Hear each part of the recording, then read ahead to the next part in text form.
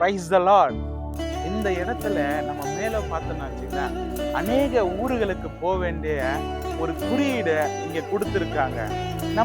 நம்மளுடைய வாழ்க்கையில கூட நம்ம இந்த பூமியில வாழும் பொழுது நம்ம எங்க போனோம்னா பரலோகம் என்ற ஒரு இடத்துக்கு போனோம்னா அதற்கு இது போல குறியீடுகள் எல்லாம் கிடையாதுங்க. ஏனென்றால் அதற்கு ஆண்டவர் தான் வழி. அந்த வழியை கர்த்தர் அடிச்சூடுகளாக நமக்கு சொல்லி கொடுத்திருக்கிறார். அந்த வாழ்க்கையை நம்ம வாழ்ந்தால் நம்முடைய வாழ்க்கை தான் அடுத்தவர்களுக்கு பரலோகத்தை காட்டுகின்ற வழியை இது உண்டு பண்ணும். இந்த இடத்துக்கு நம்ம போவதற்கு இப்படிப்பட்ட குறியீடுகளெல்லாம் இல்லைங்க. அதுதான் வேதம் சொல்லுகிறது. கர்த்தர் சொல்றார், நானே வழி என்று. ஆண்டவர் அந்த வாழ்க்கையை அவர் வாழ்ந்து விட்டு கடந்து சென்றார்.